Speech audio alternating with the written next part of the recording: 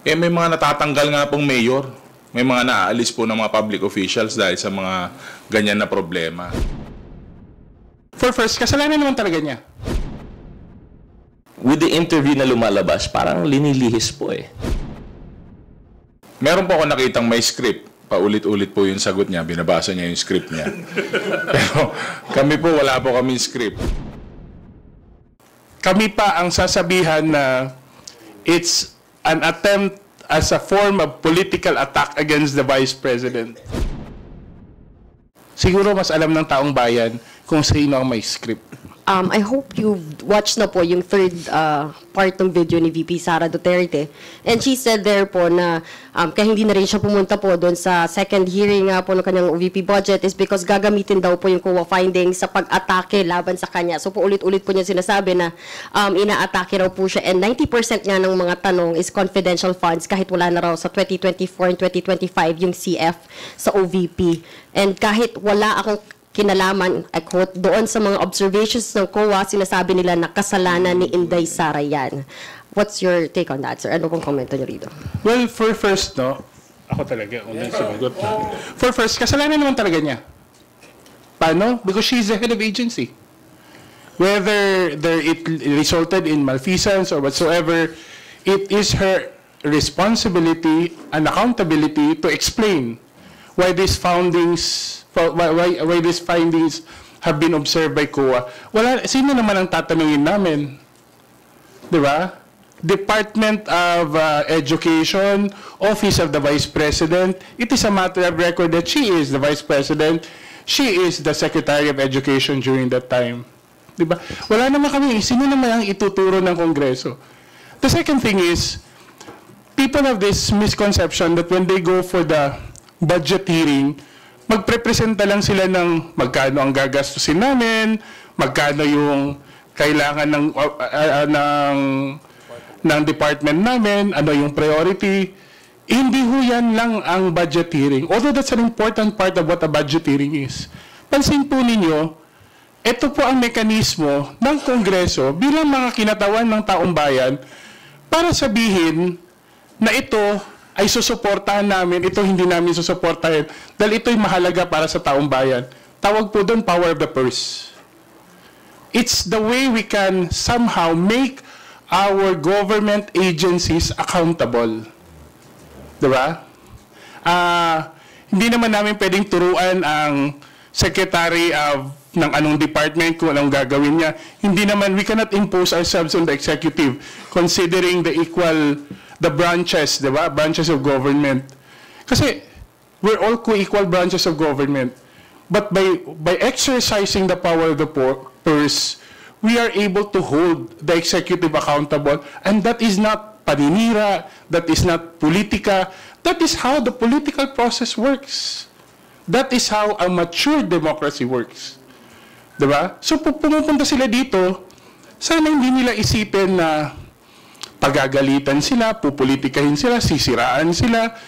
Kasi if you look at the proceedings, never naman kaming mga neophytes disrespectful sa kanya, di ba? Never naman katulad kahapon ng kasamahan namin, di naman namin tinasa ang boses namin.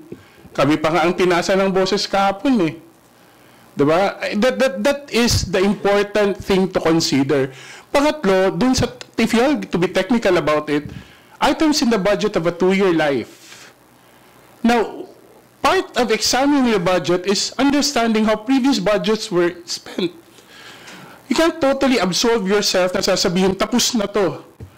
Diba? Especially if the life for that fund just ended. Like, when it was approved in 2022, so we have until 2024, 2023, end of 2023. So last year lang yon. So we are still within bounds to ask clarity on certain items. And lastly, public office is a public trust. We are all bound not only by sins of commission, but more importantly, sins of omission. Nung sinabi ko kanina na kasalanan ni Inday Sara, wala akong sinasabing may nakuha, may nawawala. Although si COA may sinasabi na mayroong mali yung pagkagastos na pinapasauli. And mind you, that's not, kahapon naliwanagan ako, hindi pala yun yung starting point. Yan na yung end point halos ng proseso. Kasi notice of disallowance na, meron ng pabalik-balik na papel. Hindi lang pala, may mga audit observation. Due process was observed until that point that a notice of disallowance. So kung sasabihin natin na wala naman siyang kasalanan by granted, no? By commission, definitely by omission. She has the ultimate accountability as head of those departments. Those are public funds. The public office is a public trust. Maikli lang, no? Thank you, Kong Jude, for the enlightenment. Kasi andyan naman kami, we were very much present during the budget deliberations. Ako personally, yung mga kailangan kong itanong, natanong ko na, narinig nyo naman po yung mga sagot sa amin, narinig nyo naman po kung paano kami sinagot ng head of the department. Sabi ko nga, nung napag-uusapan kahapon yung tungkol sa tradition, sa courtesy, sinagot ko po yan na dapat courtesy begets courtesy. Diba? Ganun naman po tayo, kay tradisyon ng kaugalian po ng Pilipino yan. And sa tingin ko, para sa akin, dahil wala nga nasagot, wala kaming nakuha, ang tingin ko, hindi niya po kabisado yata yung pinopropose niyang budget. Baka hindi niya alam yung nilalaman ng budget niya. Kaya ganun na lang po niya kami sagutin, ganun na lang po yung impression na iniwan niya, tapos hindi nga po nag-attend kahapon. Baka hindi niya kabisado o hindi niya alam nangyayari sa loob ng opisina niya, kaya nagkaroon ng mga ganun na problema, yung mga aom niya. Sinabi ko nga po during my line of questioning nung first na budget briefing, na yung 5 million nga na aom at hindi mo na apela o hindi mo na depensahan o hindi mo na ibalik, may mga natatanggal nga pong mayor. May mga naaalis po ng mga public officials dahil sa mga ganyan na problema. So, baka hindi niya lang alam kung how her budget works or ano po laman ng budget niya.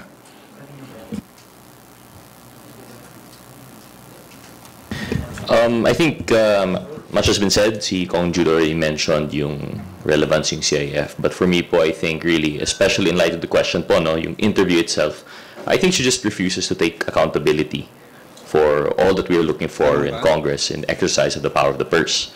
Kasi naman po, yung CIF, nabanggit naman ni Kong Jude kung bakit we would think that she is responsible or should be responsible whether by omission or by commission. But to say that dahil lang po CIF yung topic of questions, I don't think that's true. Because precisely, during that hearing, admittedly, maybe 90% yung tanong tukol sa CIF kasi yun yung hot topic. We just received the notice of disallowance. We just received the core reports. And mind you, the dates were 2024. We couldn't have asked this in 2023. So this was the right time to ask these questions. Now, we went to have that first hearing. Nagtanong po tayo tukol sa CIF. Ayaw niya po sumagot. The next hearing, we prepared questions for 2025 naman.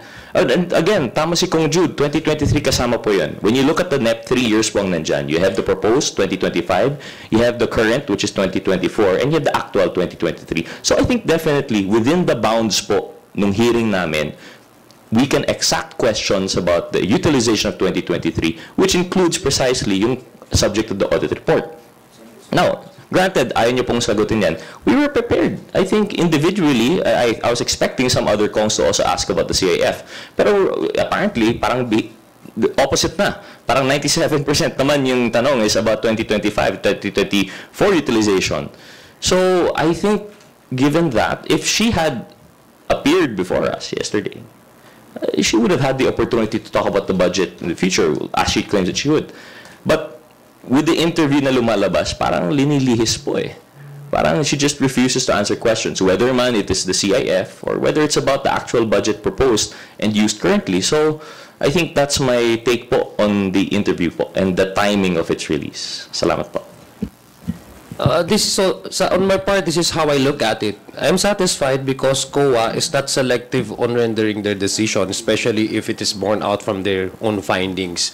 Na even nobody really is exempted from the scrutiny of how each agencies of government, regardless whether you're on top or you're the highest, you're not insulated from the COA assessment by way you utilize the fundings sourced out from the taxpayers' money. So I'm satisfied on that aspect kasi ginagawa ang COA yung kanilang trabaho. Now, similarly, ang trabaho din, mandato kasi ng COA yun under the Constitution. Ang mandato rin ng House of Representatives, as explained very well by Kong Jude and Kong Pao and Kong Rog, ay busisiin yung budget na pinopropose bawat taon. Part of that busisiin really is to look at how we can comprehensively appreciate the budget that was given to a certain agency, how they utilize that, supported by the COA reports, kasi importante po yung utilization, especially if the budget is continuing appropriation. Kasi hindi yung isa mga, in many cases po, ang mga ahensya hindi nila nauubos sa isang taon ang kanilang pondo. Mayroon pa talaga pong naiiwan dyan. Ngayon, mapapansin po natin, may mga programa po sa dating budget na mini-maintain, na pinapropose sa darating po ng mga taon. So, ikukumpara po natin yan. So, pag ikumpara po yan, pinag-uusapan po dyan yung utilization rate, pinag-uusapan po dyan yung effectivity ng pagbibigay ng pondo at paggagastusan ng pondo. At, of course, ang COA talaga magmamatter sa budget hearing. That's why we always look on to ano yung mga supporting documents para masabi natin na itong pondo na ito ay tagamit at kailangan pang pondohan. So, basically, if we focus on that, yung mandato ng bawat opisina, mandato ng bawat ahensya na ginawa ng gobyerno, wala po tayong rason para sabihin na ito ay pamumulitika. Ito ay isang senyales na maganda at vibrant at strong ang mga ahensya ng ating gobyerno, especially on the principle of check and balances. Sana po doon na lang po ang anggulo ang ating makita. Thank you. Oh, Do you have a follow-up question, Marian? yes, pwede pa po ba magtanong? Kasi I know this has been asked to you po several times siguro. Pero nabanggitin ni VP Sara na hindi na raw po bago yung usapin ng pag-impeach sa kanya. It was mentioned na raw ni Kong Franz Castro November 2023. Ang sabi niya, tuloy-tuloy lang yan, openly na pinag-uusapan ang impeachment. So, pinag-uusapan ba talaga to? Go, sir. Very simple, hindi po totoo yan. And in addition, I have heard talks of impeachment, but coming from her. We don't hear it here in Congress. I can guarantee you that po.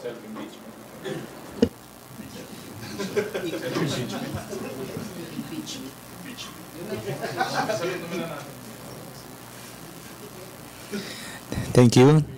Next question comes from Bibian Gulia of ABS-CBN2. Good morning, Kongs. For reaction daw po, of course related to VP Sara pa rin dun sa statement niya or sa video na inilabas kanina, essentially parang sinasabi na scripted daw yung mga budget hearing, one, and then two, reaction daw po dito sa comment niya na para hindi halata na inaatake nila ako ay tinanggalan din nila yung mga iba pang departments ng confidential funds. So nakikita nyo, bumulong ang Makabayan Block kay Martin Romualdez. At dahil sa kagustuhan ni Martin Romualdez na hindi siya aatakihin at dahil gusto niyang suportahan ng Makabayan at ang NPA, nakinig siya. At ang ginawa niya, tinanggal yung budget para alamin kung yun po. Thank you po, ma'am. Meron po ako nakitang may script. Paulit-ulit po yung sagot niya. Binabasa niya yung script niya. Pero kami po, wala po kami script. Wala naman pong senaryo, wala naman pong ganun. Pero lahat ng sagot, binabasa yung script. Yun lang po masasabi ko.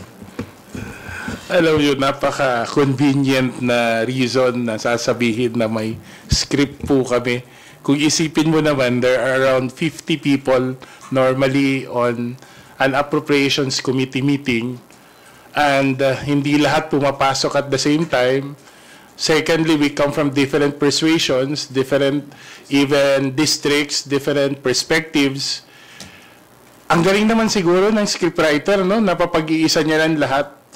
Pero gaya ng sinabi ni Kong Pao, isa lang naman yung may binabasang script eh. Tatatlungan lang yung linya, di ba? Paulit-ulit, binabasa pa. Yung punto ko lang is, I honestly take offense that the Vice President has chosen to make all these accusations over media, over an obviously scripted television interview, di ba? Kasi, kung marami naman pala siyang sasabihin, bakit hindi niya sinabi nung nandito siya sa Kongreso, di ba? When we could have made all people mentioned accountable. But in fact, ako, correct, it's an attempt, it's obviously an attempt to divert the issues that could have been properly treated in Congress during the Appropriations Committee hearing. All these claims about the leadership, about confidential funds, it's very disheartening kasi bakit kami pa na gumawa ng tama para sa taong bayan, kami na ginawa yung lahat para maging transparent, kami pa ang i-impute na may ginawang kamalian. Di ba? Kongreso na nga ang nag-take ng step to make the confidential funds more transparent. Ngayon, kami pa ang sasabihan na it's an attempt as a form of political attack against the Vice President. I think the representatives of the people have a better use of their time rather than just attending to these matters.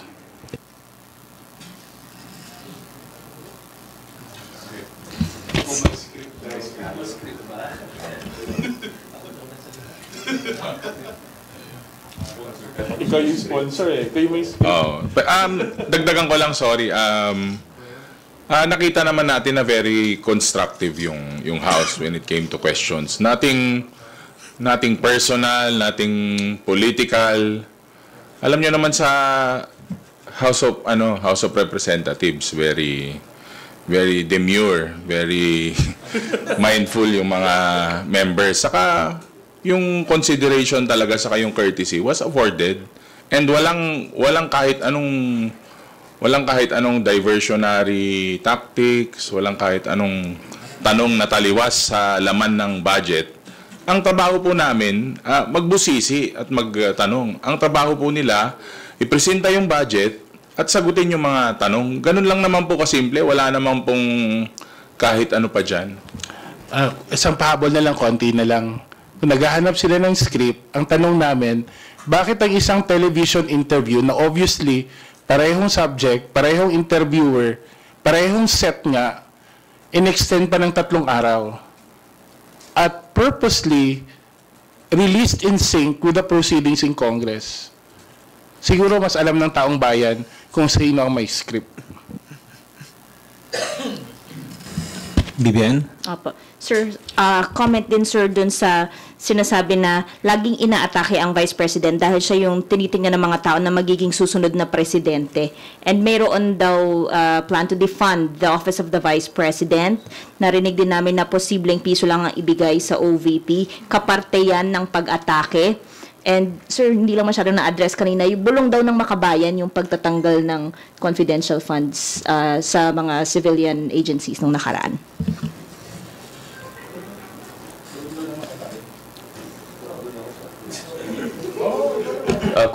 Comment lang on the first part do, yung tungkol sa sorry, can we repeat nga po yung first part, yung about the Vice President na inaatake? Inaatake dahil historically speaking daw, laging inaatake yung Vice President dahil tinitingnan na siya yung magiging susunod na presidente. And yung plan daw to defund the OVP is part of the attack. Maybe that's the playbook of the previous administration, but as far as I'm concerned, I don't care who the president will be in 2028. What we care about is the budget now. Yun lang po yung masasabi ko siguro sa any ploy that there might be.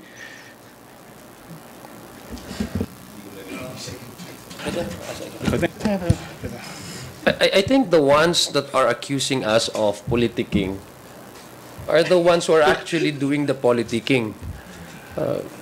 Wala ang ginagawa. Let's go back to the very basic of why we are holding this committee briefing, committee deliberation. It's part of the mandate. Parte po yan sa aming sinumpaang katungkulan. Wala hong naiisip ata ng dito sa House of Representatives na infuse yung possible na 2028 because that's a long way to go.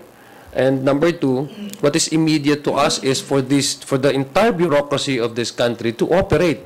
And for this country to really operate is to have the budget approved and see kung ano yung mga kailangan ng taong bayan pagdating sa pondo, programa, at bigyan, kung pwede, kung maaari, na mabigyan yung mga ibang programa na kinakailangan naman talagang pondohan. Ganun lang po. As to the case of probably, kasi ako po yung mag-sponsor nung pondo. Sa mga budget deliberation, anything is possible. Remember, gusto ko lang pong balikan, no?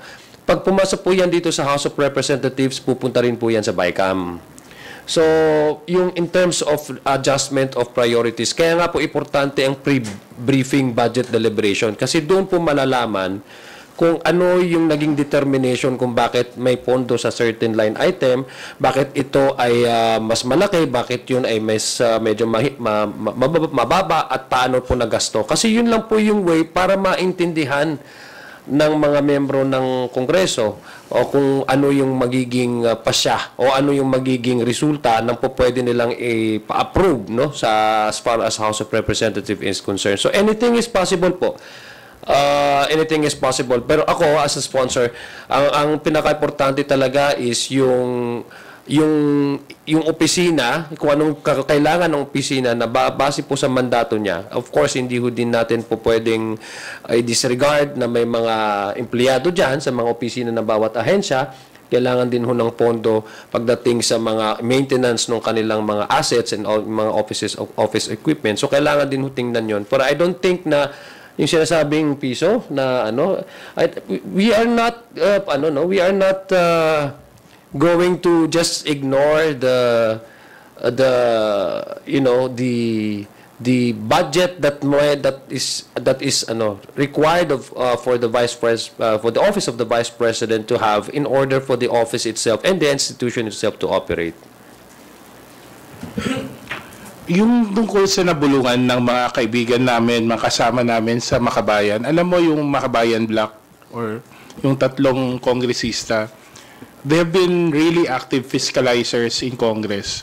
And I will give it to them na minsan sabi nga namin maganda yung research nila, maganda yung paglatag nila ng mga concerns. And the leadership naman, kami naman na mga miyembro, hindi namin yan pwedeng sabihin na hindi namin sila narinig. But the actions of the leadership is not just a product of because nabulungan. Napaka-convenient naman na consideration yon. The statements of Makabayan are of a public record. It's part of the proceedings of Congress. I don't think nabulungan yon. Then eventually, Congress as a whole decided to do what was best for the country. Diba? Ang obligasyon naman natin ultimately is for the people. At katulad nga ng sinabi ni Kong Z, ang batayan namin always is ano talaga ang mandato ng opisina. And I don't think Congress will ever compromise the necessity of strengthening the mandate of every office, including the office of the Vice President. But since the Vice President has chosen not to explain it to herself, then we will have to go to the Constitution kung ano talaga ang trabaho ng Vice President and make sure that that role is given the resources that it requires. Pahabol lang yung... Kasi lahat naman ng... Yun, may tumatawag. Hindi, yung sa akin lang naman, karamihan naman kasi ng mga nire-raise niya na parang problema, yung ina-atake daw siya. Karamihan naman ng mga nasabi niya, ina-attack niya yung, parang siya nag-a-attack sa sarili niya. Parang self-inflicted kasi. Pero in the House of Representatives, you have been, from the start, kahit sa press con po, kung may issues man, we stick with the issues. Kung may critique man, after we critique, after we look into the deeper content ng mga sinasabi o ng budget, nag-offer naman kami ng solution. So, issue-based lang po talaga. Kitang-kita naman po yun. Pangatlo, Sinasabi niya na ano yun, yung sa pagka-presidente, sorry. Kasi siya daw yung, historically, yung mga VP, Yung mga VP. Oo, siguro familiar sila doon, no? Nung nakarang administrasyon. Hindi naman po attacks kasi yung ginagawa namin. We're focusing on the issues. And susunod nga po, ako po, hindi po ako tatakbong presidente. Ina-announce ko na hindi po ako tatakbong presidente. Nakatutok po kami sa budget. Kaya nga po yung issues around, circling the Office of the Vice President, which is yung pinakahuli na in-attendan po namin na budget hearing, yung mga tinitignan po natin doon, kung paano i-improve yung Office of the Vice President in terms of budget utilization and the overall budget as well. Salamat po.